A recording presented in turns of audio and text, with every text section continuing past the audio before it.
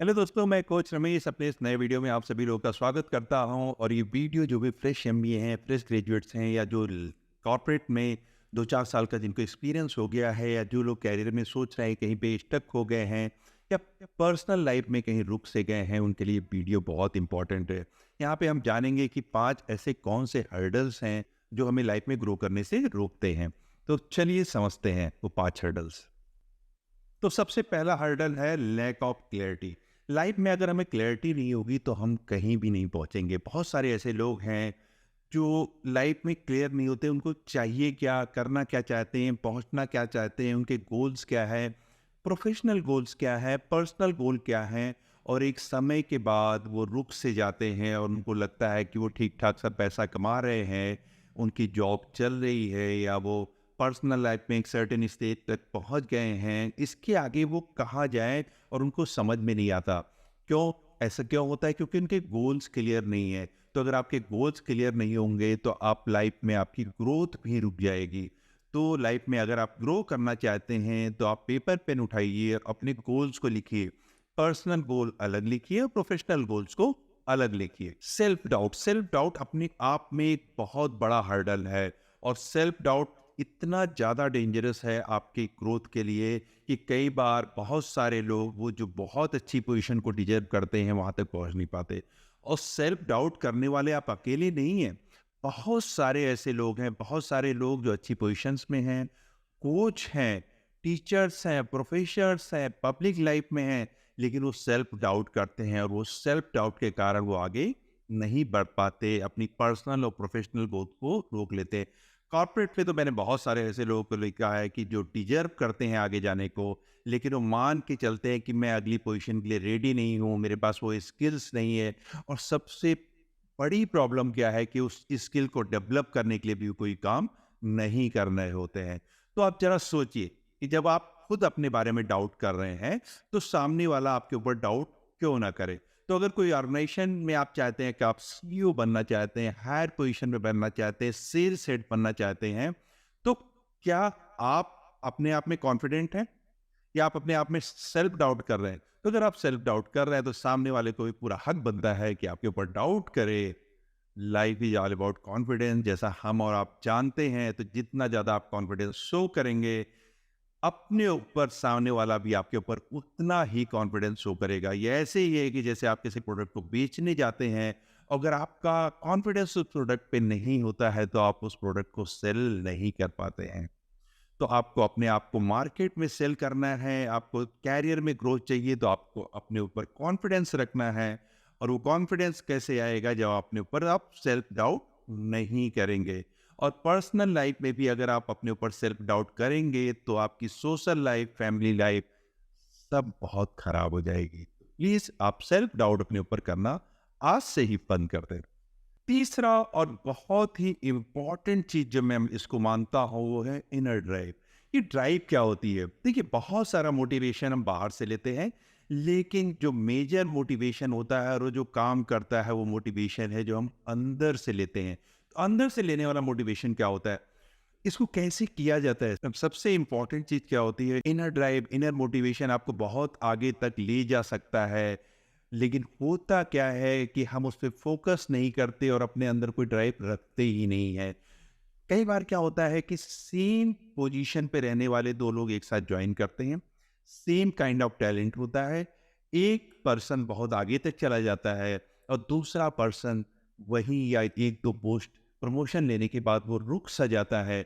ऐसा क्यों होता है? ऐसा सिर्फ इसलिए होता है कि एक की ड्राइव ज्यादा स्ट्रांग है, अंदर से उसको पुश है आगे बढ़ने का, आगे बढ़ो आगे बढ़ो। उसके अंदर से ऐसी आवाज आती रहती है और वो उसके लिए हमेशा काम करता रहता है। ऐसा क्यों करता है?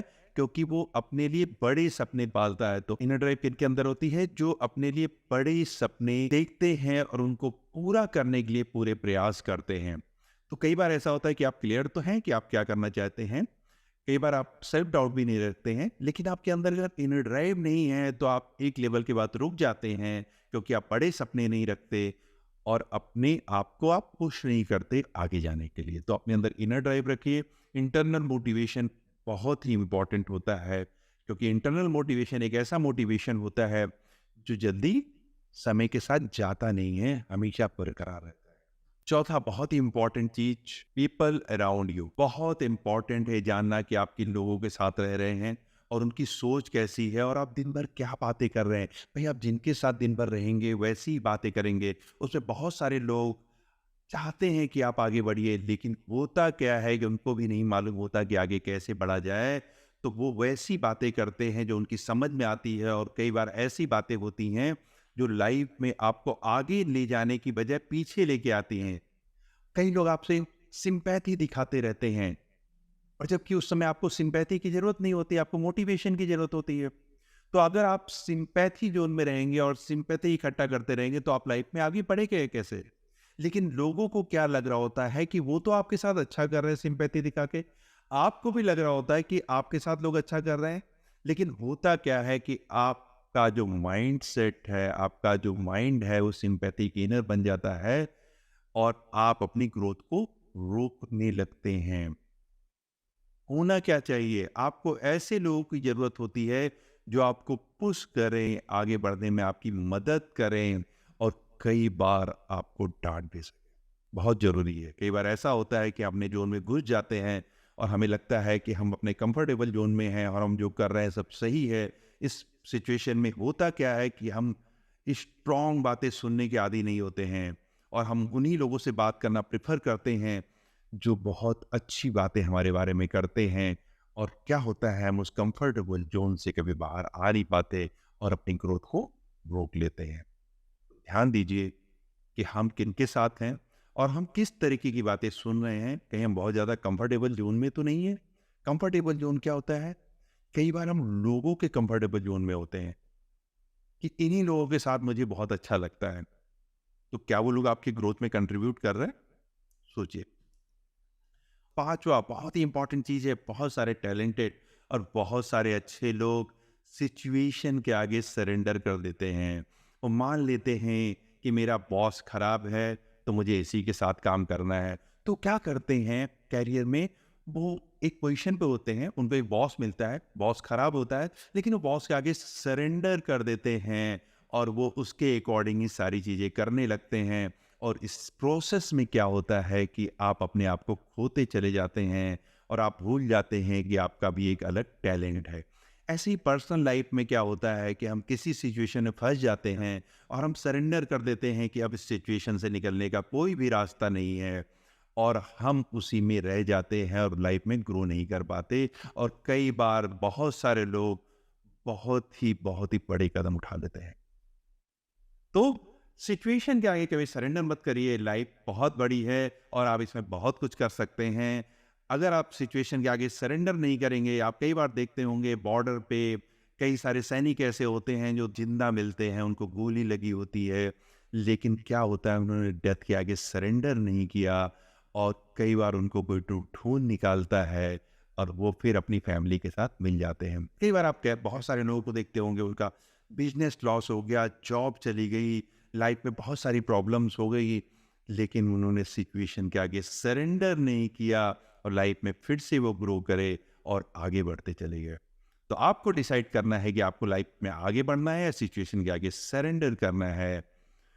आपको जो 5 हर्डल्स बताए गए हैं, इन पे आप ध्यान दीजिए, समझिए और आप हमेशा अपने लिए पूरे दिन में 20 मिनट्स निकालिए और सोचिए कि आप लाइफ में सही दिशा में हैं कि नहीं, या कोई चीज़ आपकी लाइफ में हर्डल तो नहीं बन रही है आपकी। Thank you very much. मिलते हैं नेक्स्ट वीडियो में कुछ और ही ऐसे टॉपिक लाके जो आपके कैरियर ग्रोथ में आपकी मदद करेंगे।